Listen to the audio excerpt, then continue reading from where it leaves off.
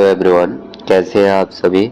आज हम लोग बात करेंगे फार्माकोविजिलेंस सब्जेक्ट के एक प्रीवियस ईयर क्वेश्चन पेपर का एक क्वेश्चन ही सॉल्व करने वाले हैं। वो मेनली 10 मार्क्स में पूछा है, जो है explain individual reporting and spontaneous reporting. उसी के साथ है analyst the steps recommended by WHO for establishing A PV centre. ये मेनली 10 मार्क्स में आया है। तो 10 मार्क्स में कितना लिखना है कितना नहीं लिखना है एग्जाम के बेसिस में मैं ये सॉल्व करने वाला हूँ। और इसका नोट्स मैं डिस्क्रिप्शन में मेरा व्हाट्सएप नंबर दूंगा, वहाँ से आप मुझे मैसेज कर सकते हैं और वहाँ लिखना है कि फार्माकोविजिलेंस लेक्चर 1, उसमें मैं आपको नोट्स प्रोवाइड कर दूंगा। तो चलो शुरू करते हैं आज की वीडियो।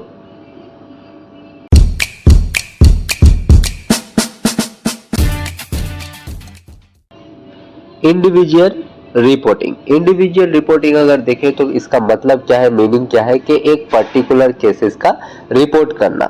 तो individual reporting mainly refer to the documentation and submission। क्या submission of A adverse drug reaction, एक पर्टिकुलर एडवर्स ड्रग रिएक्शन को डॉक्यूमेंट करना या सबमिशन करना है किसके through, by the health care profession और कंज्यूमर, ठीक है, और consumer for what, for a single patient after using A medical product. तो एक पर्टिकुलर मेडिकल प्रोडक्ट यूज करने के बाद एक पर्टिकुलर पेशेंट को क्या एडवर्स ड्रग रिएक्शन हो रहा है, ये जो डॉक्यूमेंट या सबमिशन हो रहा है किसके थ्रू, कोई प्रोफेशनल हेल्थ केयर के थ्रू या फिर कोई कंज्यूमर के थ्रू, तो उस रिपोर्टिंग को क्या बोलते हैं, इंडिविजुअल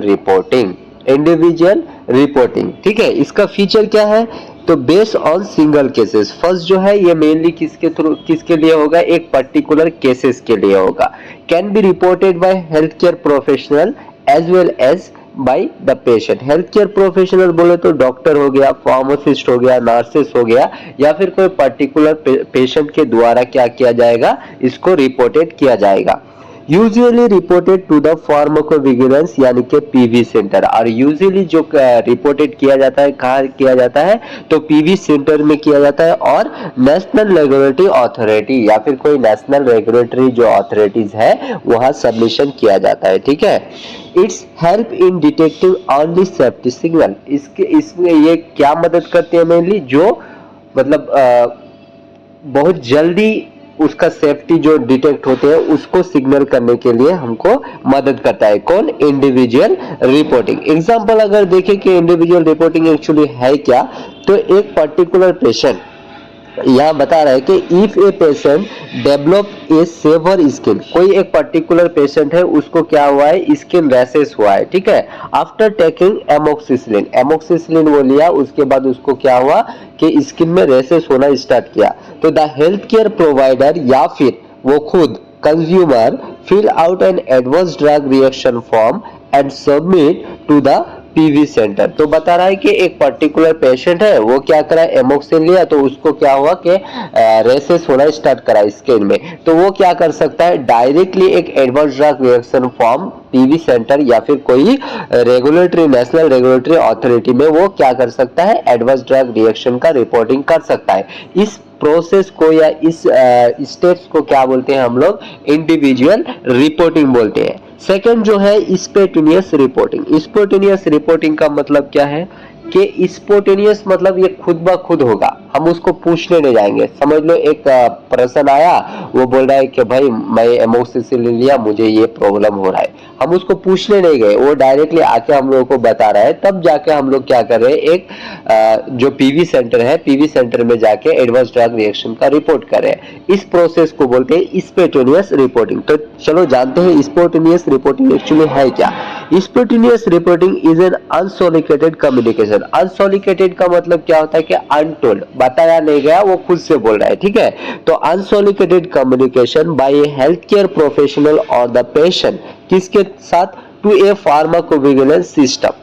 फार्माकोविजिलेंस को डायरेक्टली बता रहा है रिगार्डिंग वन और मोर एडवर्स है। उसमें हम लोग पर्टिकुलरली एक केस का एक एडवर्स रिएक्शन बोले, यह क्या हो सकता है कि एक नहीं 3-4 केसेस हो सकता है और एक से ज्यादा हो सकता है। one or more adverse drug reaction that occur during clinical practice. Clinical practice के दरमियान एक या एक से ज्यादा एडवर्स ड्रग रिएक्शन अगर वो देख पा रहा है और वो अनसोलिसिटेड कम्युनिकेशन कर रहा है किसके साथ, हमारे फार्माकोविजिलेंस सिस्टम के साथ, तो उस रिपोर्टिंग को, ठीक है, उस रिपोर्टिंग को हम लोग क्या बोलेंगे, स्पॉन्टेनियस रिपोर्टिंग बोलेंगे। इसका फीचर क्या है, तो ये mainly voluntary and not part for formal study और ट्रायल, ये ट्रायल के बेसिस में नहीं होता है, ठीक है। Second, no activities search for adverse effect, इसके लिए कोई भी एक्टिविटीज नहीं लिया जाता है।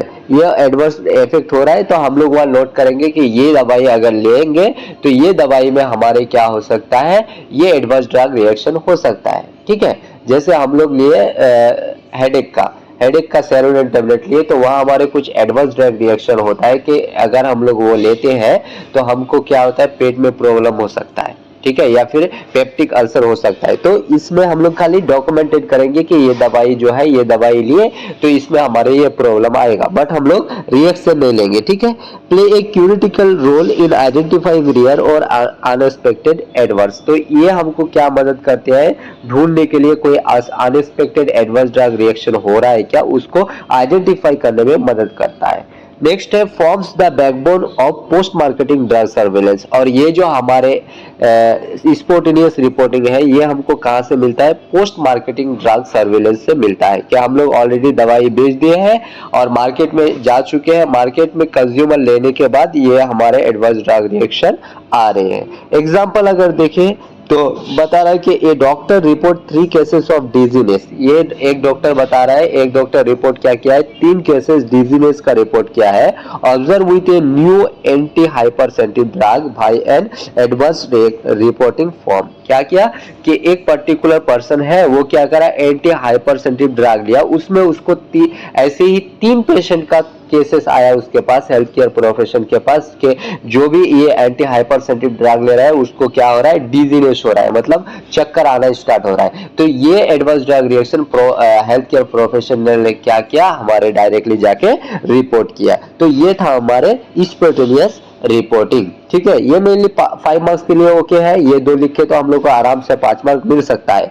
अब सेकंड क्वेश्चन, उसके साथ साथ हम लोग और भी उसको ऐड कर देंगे ताकि हमारा नंबर पर्टिकुलर हो जाए, तो उसमें हम लोग डिफरेंस बता देंगे कि इंडिविजुअल और स्पॉन्टेनियस रिपोर्टिंग का डिफरेंस क्या है। तो फर्स्ट अगर देखें इंडिविजुअल में, तो ये स्पेसिफिक सिंगल पेशेंट या सिंगल केसेस में होता है, ये क्या हो सकता है, मोर देन 1 केसेस हो सकता है, ठीक है।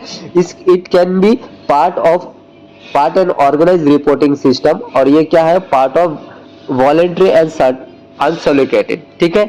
It mainly focus on the detail of adverse drug information or it mainly focus on the post marketing surveillance। तो ये था हमारे डिफरेंस किसके बीच में, इंडिविजुअल और स्पॉन्टेनियस रिपोर्टिंग के बीच में। तो ये हो गया हमारा एक आंसर। अब सेकेंड आंसर जो हम लोग बी में लिखे हैं कि recommended by steps recommended by the WHO for establishing of PV centre या फार्माकोविजिलेंस सेंटर, ठीक है। तो हम लोग इस बार बात करेंगे सेकेंड क्वेश्चन के बारे में।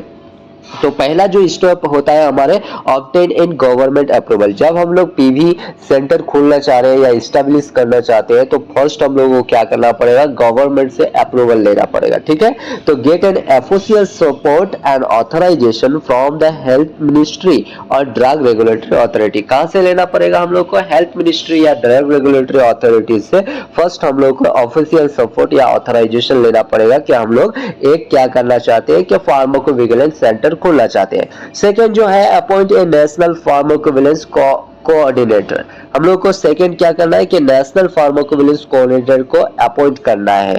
तो designate a responsible and qualified person, first हम लोगों को एक क्वालिफाइड पर्सन लेना है to manage the PV activities, जितने भी फार्माकोविजिलेंस एक्टिविटीज है उसको मैनेज करने के लिए, and represent the centre nationally and internationally, और हमारे जो ये पीवी सेंटर होगा इसको हम लोग को रिप्रेजेंट करना पड़ेगा नेशनली इवन इंटरनेशनली।